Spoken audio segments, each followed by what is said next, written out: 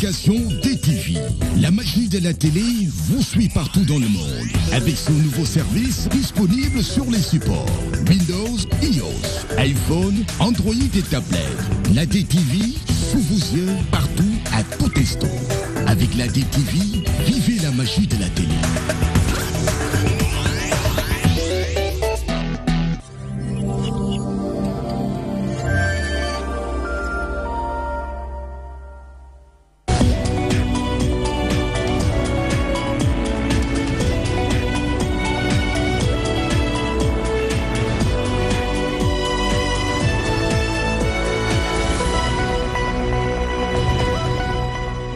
Sur DTV, l'heure du journal et ses titres. Rouverture et renvoi du procès Khalifa Sall, la même cause produit le même effet. Les avocats de la défense n'ont pas tous été avisés par le procureur de la République. Le leader du parti Rewmi, Idrissa Seck, dénonce une instrumentalisation de la justice à des fins politiciennes. Le social au cœur du discours à la nation du président de la République. Le chef de l'État joindra-t-il l'acte à la parole? El Hadji Sarr de la COJER n'en doute point, alors que le député Cheikh Abdou Mbacké Bara Dolly parle de politique électoraliste.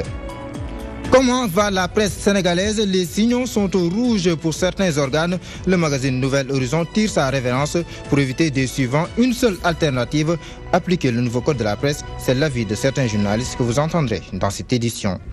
Lendemain de fête au Sénégal, flambée de prix de certaines denrées à l'exception du riz, mais les ménagères plaident pour l'amélioration de la qualité du riz local. À voir dans cette édition.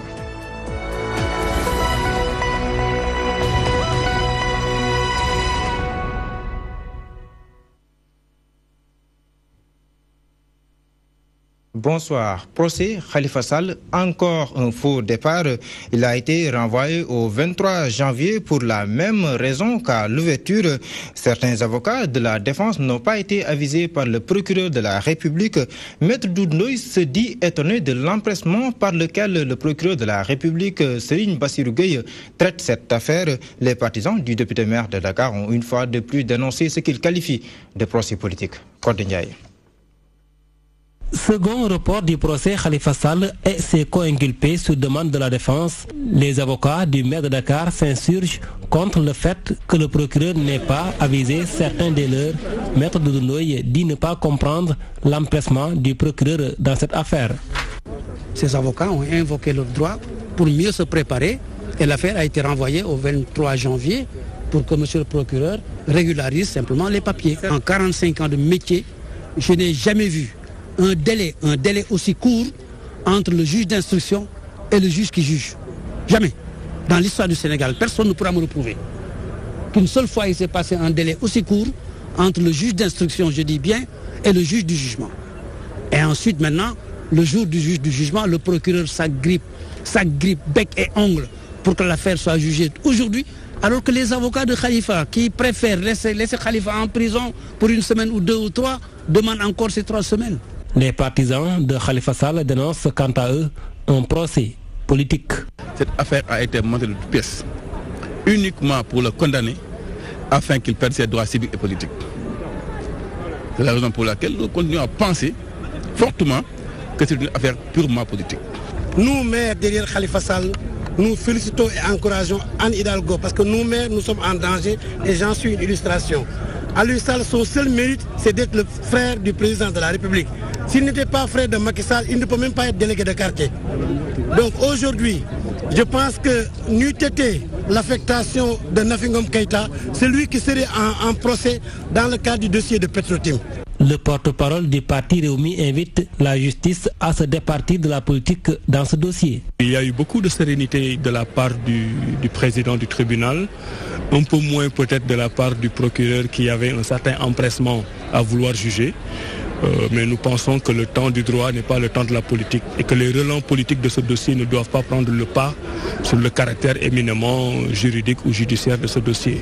Désormais, le président du tribunal de grande instance de Dakar, Malick Lamotte, préside le procès de Khalifa Sall en remplacement au juge Maguette Diop qui devient assesseur. Vous l'avez sûrement vu, le président du parti Réumi a lui aussi fait le déplacement pour soutenir Khalifa Sall. Idrissa Seck s'insurge contre ce qu'il qualifie d'instrumentalisation de la justice à des fins politiciennes. Il poursuit que l'exécutif s'invite parfois dans des dossiers judiciaires. Une grande entrave donc à la séparation des pouvoirs. Idrissa Seck est au micro de Codé Ndiaye. Exprimer toute ma désolation et toute ma tristesse qu'en 2018, le Sénégal offre à la face du monde un tel spectacle où un président de la République manipule l'institution judiciaire pour écarter d'une compétition électorale un adversaire redouté. Je pense que le procès d'aujourd'hui est le procès de notre démocratie, est le procès d'un président de la République, d'un exécutif qui n'hésite pas à se servir de l'institution judiciaire comme d'une arme contre ses adversaires, tout en étant aussi un moyen de protéger les siens. C'est contre cela que tous les démocrates du pays et du monde entier doivent s'élever. Notre démocratie organise la séparation des pouvoirs et nous nous rendons compte qu'au Sénégal, le président de la République manipule encore la justice. Ce ne sont pas les propos d'un opposant. Ce sont des propos que vous avez entendus de la bouche même des magistrats du Sénégal qui se sont largement exprimés à travers vos organes sur la violation de leur indépendance par l'exécutif. Ainsi parle Idriss Seck sur un tout autre registre 2018 ou année sociale selon le pouvoir en place. Le président de la République a beaucoup peu insisté sur la question le 31 décembre dernier. Un appui conséquent est prévu pour les jeunes, les femmes, les couches défavorisées.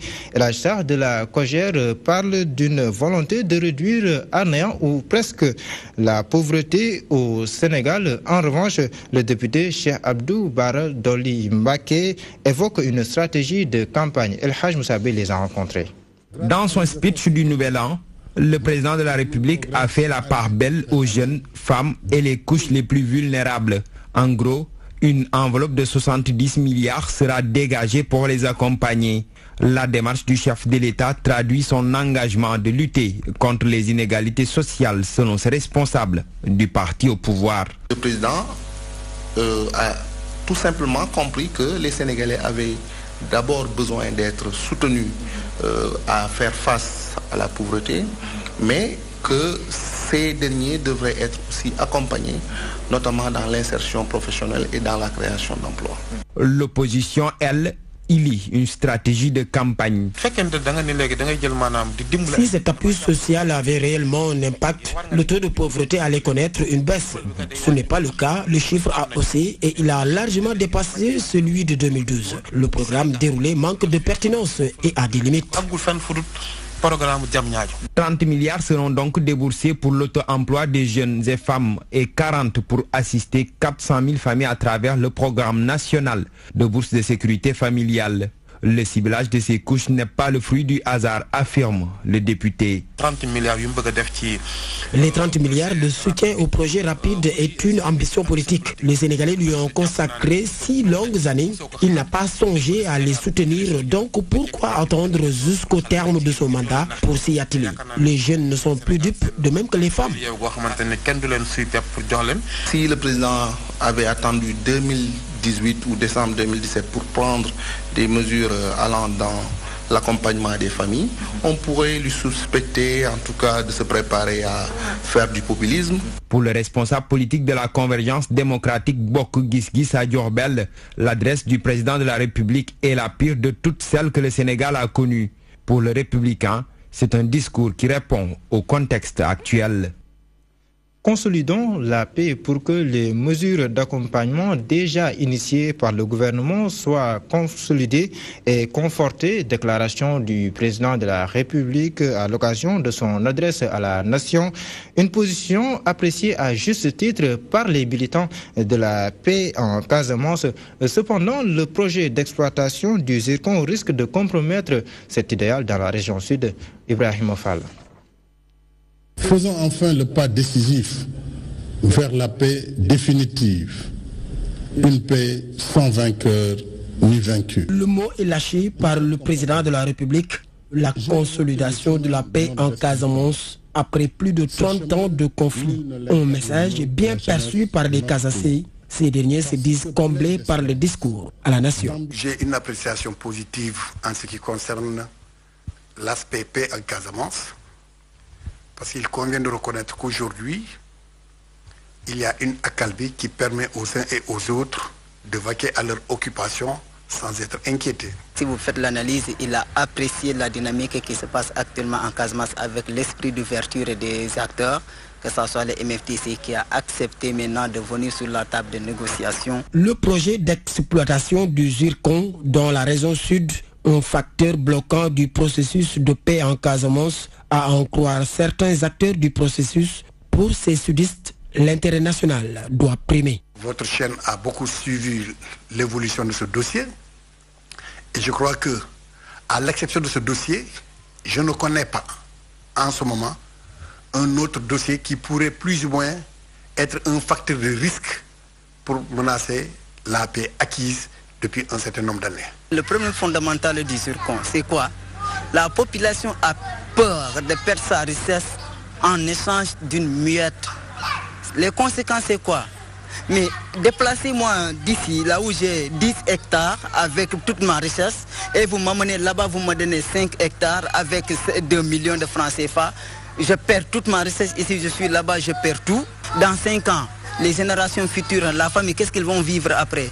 Le conflit en Casamance, le plus vieux de l'Afrique de l'Ouest. Depuis l'arrivée du président Macky Sall à la tête du pays, une accalmie est constatée ces dernières années. La paix définitive dans la région du Sud, c'est le souhait du chef de l'État. L'espoir renaît pour l'année 2018. L'exploitation du zircon risque de compromettre ce processus de paix.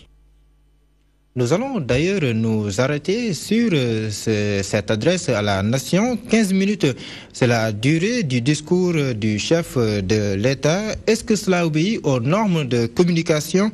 Est-ce une stratégie de communication axée sur les prochaines échéances électorales? Des professionnels de la communication tentent de faire le décryptage dans cet élément d'Abdoulaye Ndiaye. Ceux qui s'attendaient à un long discours, voire un discours bilan du chef de l'État, ont finalement été surpris. Le chef de l'État a tablé sur 15 minutes. Ses experts en communication tentent de faire le décryptage. Est-ce que ça répond à une logique de communication? Oui, parce que c'est un président de la République qui doit parler aux citoyens sénégalais par rapport à des sujets de préoccupation. Ça, c'est un élément qu'il faut intégrer dans l'analyse. Maintenant, au-delà de cet aspect, est-ce que le sujet en tant que tel, les sujets qu'il a développés, est-ce que c'est des sujets de préoccupation des citoyens sénégalais? Ça l'est. Ce professeur en communication, quant à lui, salue la qualité du discours, notamment sa courte durée. Toutefois, il se désole de l'énumération des chiffres qui, selon lui, devraient refléter sur le vécu quotidien des Sénégalais. Il était dans un format 14-15 minutes, ce qui est assez exceptionnel. Il y a un élément, à mon sens, qui peut être contre-productif dans le discours du président de la République, c'est quand on cite des chiffres. Quand vous dites je mets 400 milliards dans le PUDC, je mets, que les populations concernées ont tellement l'habitude d'entendre des chiffres, ils attendent des actions concrètes qui se traduisent sur le terrain et qui impactent sur leur quotidien. Est-ce à dire qu'une stratégie politique pour la prochaine élection présidentielle, d'autant plus que des publics reportages ont été faits et passent dans toutes les chaînes de télévision? Ça obéit à une logique de communication politique. Parce qu'on est en 2018, bon, qu'est-ce qui va se passer en 2019? Donc, c'est un président de la République qui communique vers un électorat, mais vers aussi des citoyens sénégalais sur des questions majeures. À mon sens, c'est que c'est un discours qui s'inscrit dans la perspective de l'élection présidentielle de 2019. Parce que quand on dresse un bilan, ça veut dire qu'on fait un diagnostic de l'existant. C'est pour dire ce qui a été fait et ce qui reste à faire et les perspectives qui s'annoncent. Et il a axé son discours dans cette perspective électoraliste en s'adressant à la cible jeune. Le discours à la nation du chef de l'État était calibré sur 15 minutes avec des sujets condensés. D'ailleurs, la jeunesse a eu sa part belle. Est-ce à dire que le président veut miser sur cette dernière pour gagner les prochaines élections?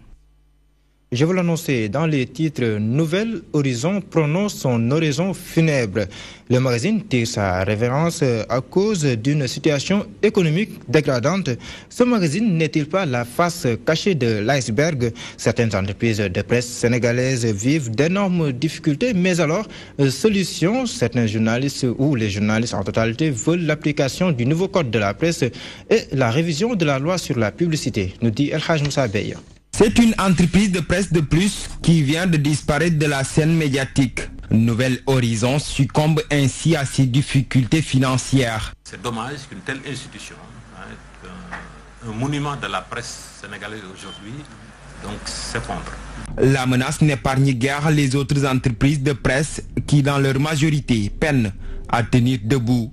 Toutes les entreprises de presse vivantes sont dans des difficultés et peinent à payer leur salaire et peinent à respecter les cotisations sociales, peinent même à assurer le minimum, c'est-à-dire les charges d'exploitation. Ce sont en réalité des sociétés en faillite, en quasi-faillite. Ce n'est pas constaté sur le plan juridique, mais la plupart des sociétés n'ont pas de contrat pour leurs travailleurs, ne cotisent pas pour la retraite de leurs travailleurs, ne donnent pas des allocations familiales et la couverture en cas d'accident pour leurs travailleurs. Il n'y a pas de couverture médicale. Donc, ce secteur-là est un secteur en crise économique. Pourtant, avec une volonté politique, le code de la presse pourrait servir de solution. La révision de la loi sur la publicité est également une évidence, jugent ces professionnels de médias. L'assiette publicitaire, qui aujourd'hui à presque 90% va à la presse publique, c'est pas normal. Aujourd'hui, il faut arriver à rééquilibrer cette assiette-là. Au mois de juin dernier a été adopté le code de la presse, qui a été promulgué par le président de la République au mois de juillet. Donc c'est une avancée. Okay? Mais ce n'est qu'un pas. C'est un cadre normatif, mais qui doit être complété par des décrets d'application. La précarité notée dans le secteur de la presse balise aujourd'hui une voie qui mène à la corruption. Les professionnels du secteur plaident pour une application stricte du code de la presse, un fonds social pour les cotisations à la retraite. En bref, extirper l'informel du formel pour permettre à l'homme de médias de gagner convenablement sa vie. Autre difficulté, ils sont au total 138 étrangers et 38 Sénégalais à réclamer leur indemnisation depuis près de 2 ans. Après l'incendie du pavillon vert, le directeur général du CICES a fait appel à des experts en incendie et marchandises, mais l'origine de l'incendie reste toujours indéterminée. Conséquence, ces victimes ne pourront toujours pas encore recevoir leur indemnité, ce qu'ils déplorent avec la dernière énergie. Au cours de ces 2 dernières années, des experts incendies et marchandises ont été mobilisés pour apporter la lumière sur l'incendie du pavillon vert. La cause de ce sinistre reste indéterminée pour le directeur général du CICES. L'heure est aux mises au point. Des rumeurs circulent que certains sont indemnisés, d'autres non. L'agence judiciaire de l'État est en train de travailler avec beaucoup de sérieux, avec beaucoup de célérité sur ce dossier des sinistrés. J'ai demandé aux sinistrés de renforcer la patience. Ils ne sont ni abandonnés par le CICES, ni abandonnés par l'État. Des efforts qui semblent être une goutte d'eau dans l'océan. Jusqu'à présent, les exposants victimes de cet incendie ne sont pas les choses avancées. On nous a tenu le même discours comme si c'est le même jour de l'incendie. On attendait qu'on nous dise exactement la date de l'indemnisation de toutes les victimes de cet incendie. À ce rythme, vraiment, nous n'espérons rien. Vraiment, nous n'espérons rien. Parce qu'aujourd'hui, on n'a reçu aucune information qui nous soulage. Une lenteur qui est due à la complexité du dossier, soutient le directeur général du CICES. Certains ont fourni des justificatifs, D'autres ont fourni quelques justificatifs et il leur manquait une partie. Et d'autres n'ont absolument rien fourni. Vous voyez la diversité des statuts, vous voyez la diversité des situations. Ne le prenez pas comme un dossier simple. Ce n'est pas simple. Et l'État le sait. C'est un sentiment d'anxiété et de déception qui anime ces 176 victimes. Ils estiment inconcevable que depuis 2015, ils ne peuvent toujours pas recevoir leur dû. Beaucoup d'entre eux ont perdu des millions et sont obligés de prendre leur mal en patience car les indemnisations ne sont pas encore à l'ordre du jour. Le 18 et 19 janvier prochain, Dakar va abriter le premier sommet africain sur la paix, une rencontre qui sera présidée par le président de la République, Macky Sall. Il s'agira à travers cette manifestation d'inculquer aux jeunes la valeur et la culture de la paix. Les délégations des jeunes qui doivent participer à ce grand rendez-vous mondial sont arrivées ce matin en présence de Mansour Sawa. Dakar, puits de ralliement de la jeunesse mondiale, ce sera l'occasion du sommet africain 2018 prévu pour la première fois au Sénégal, les 18 et 19 janvier prochains. Une rencontre internationale placée sous le signe de la paix universelle. Ces jeunes, venus de tous les continents, l'Afrique, l'Amérique, l'Europe, l'Asie, l'Océanie, ont décidé de prendre un mois de leur précieux temps qu'on appelle l'impôt du temps, pour venir donner, n'est-ce pas, donc, du service, pour être utile aux autres. Ils vont être à Tuaon-Peulh, ils vont être dans d'autres localités pour mener des actions d'utilité publique. Pour cultiver la paix dans le monde, les jeunes épines dorsales du développement doivent pleinement jouer leur partition. Une symphonie qui à coup sûr aura un écho favorable pour la paix universelle. Quand on parle d'interdépendance, parce qu'aujourd'hui, même le climat, n'est-ce pas, dépend d'un cycle, n'est-ce pas, donc dépend d'un équilibre. Alors donc s'il y a des équilibres quelque part, nous voyons donc nos jeunes, les jeunes en tout cas qui viennent des pays démunis, n'est-ce pas, donc essayer de traverser tous les obstacles, donc au prix de leur vie, au prix donc de traitements vraiment inhumains. Des jeunes qui ont décidé également de se lever pour mener ce combat-là, nous avons cet espoir-là. Cet espoir qu'avec nos gouvernements africains, qu'avec nos chefs religieux, qu'avec nos aînés, qu'avec nos jeunes, nous pourrons vraiment trouver des solutions pour pouvoir avoir une Afrique meilleure, une jeunesse meilleure et un avenir meilleur pour nos futures générations. Les 18 et 19 janvier prochains, Dakar sera donc la capitale de la paix universelle. Une manifestation qui sera présidée par le chef de l'État, le président Macky Sall. En attendant cette date, ces jeunes volontaires venus d'horizons divers seront à Tuaon-Peulh pour des activités d'intérêt public. Massoussou, la paix, on en a aussi besoin pour l'organisation du pèlerinage à la Mecque. C'est loin d'être une sinécure. Les années précédentes, des problèmes avaient été notés. L'année dernière, 9500 pèlerins ont été pris en charge par les privés. Le regroupement national des organisateurs privés du Hajj et de la Umrah au Sénégal veut créer une nouvelle dynamique pour mieux organiser le Hajj. Adjara Ndiaye. 215 organisateurs privés du Hajj et de la Umrah unis pour un même objectif, améliorer les conditions du pèlerinage à la Mecque. Un impératif au vu des nombreuses difficultés rencontrées les années précédentes. Parce qu'on a constaté que cette année, on a eu beaucoup de difficultés par rapport au temps de Mouna, par rapport au temps d'Arafat. Parce qu'on nous a fait payer 500 rials pour des tentes climatisées au niveau d'Arafat. Alors, arrivé au niveau d'Arafat, on n'a pas trouvé de tente. On n'a pas trouvé de climatisation. Il y a des organisations qui n'avaient pas de tente. Le Sénégal va résolument vers une privatisation effective de l'organisation du pèlerinage à la Mecque. Un défi et pas des moindres pour les voyagistes privés. Et pour faire une bonne privatisation, il faut une bonne organisation.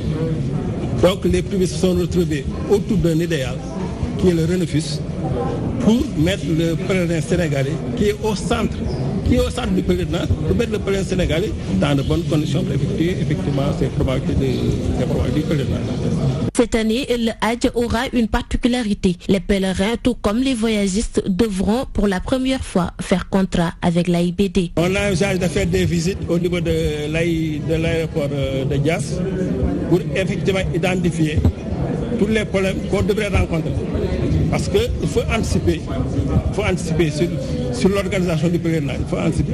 Le regroupement national des organisateurs privés du Hajj et de la Umrah se considère comme l'entité le plus représentative du secteur. Le Ronofus capitalise aujourd'hui plus de 215 adhérents sur les 286 voyagistes privés reconnus au Sénégal. La 111e édition du Gambou de Mbeleche a été un prétexte pour la famille d'El Hadj Daouda Dia de revenir sur les faits saillants de l'actualité à travers leur porte-parole. Ces derniers demandent au président de la République de trouver une solution à l'emploi des jeunes, en plus de dénoncer la position du président Donald Trump concernant Jérusalem. Cette famille attend toujours la construction de la route qui mène vers le cité religieuse. Écoutons à ce propos le porte-parole Aluja au micro de Lena Thioune. Nous avons également condamné fermement la décision de Trump de vouloir imposer Jérusalem-Ouest comme capitale de la Palestine. C'est inacceptable, c'est inadmissible. Tout le peuple sénégalais sera debout pour contrecarrer la décision de Trump. Nous avons également invité le président de la République à prendre d'urgence des mesures permettant à nos jeunes diplômés de pouvoir trouver du travail. Si on ne les permet pas de trouver du travail, certes ils prendront encore les barques pour aller mourir comme des mouches dans la mer, ou bien aller se jeter entre les mains des assassins libyens. Et je crois que ça, le président Macky Sall en est très conscient. Nous invitons donc le gouvernement à trouver une solution pour l'emploi des jeunes. Intéressons-nous au panier de la ménagère et à son contenu. Vous allez devoir débourser un peu plus d'argent pour vous procurer certaines denrées aux grandes dames des consommateurs, bien sûr. Exception à cette règle, le prix du riz reste inchangé, mais les ménagères plaident pour l'amélioration de la qualité de celui local. On va tout cela avec Mariam Biramba Diop. Le début de l'année rime avec hausse des prix de certaines denrées de première nécessité. Salou Ndiaye, grossiste ici depuis 20 ans, le confirme. Les prix de l'oignon, l'ail et la pomme de terre ont connu une hausse, mais c'est dû au fait de fin d'année. Célébré dernièrement, le prix du riz, par contre, n'a pas varié. Les produits de première nécessité comme la viande et certains légumes connaissent une augmentation depuis les fêtes de fin d'année. Une situation qui n'agrée pas la clientèle. Pendant les fêtes, les commerçants augmentent tout. Pommes de terre, oignons, l'ail, tout. Et ce n'est pas normal du tout. Pourquoi on l'augmente? Oui, ça doit revenir même prix parce qu'ils ont payé les douanes depuis longtemps, les taxes depuis longtemps. Non, la hausse des prix n'est pas de notre ressort. C'est la loi du marché. Le prix du riz reste stable. Toutefois, ces vendeurs demandent à l'État de revoir la qualité du riz de la vallée, très prisé par la population dernièrement. Le riz de la vallée est très apprécié par la clientèle. Toutefois, il faudra revoir la qualité. Dans cette dynamique, les populations plaident pour le respect des prix établis, ce qui passe nécessairement par un contrôle rigoureux des services étatiques. La culture et la politique, l'artiste musicien a-t-il le droit d'évoquer à travers ses œuvres les réalisations du gouvernement? Ces genres de productions sont de plus en plus fréquents. Des mélomènes et artistes ne voient aucun mal en cela. Ces derniers voient plutôt un business derrière ce choix puisque les CD s'écoulent timidement. On voit tout cela avec Lena Thioune.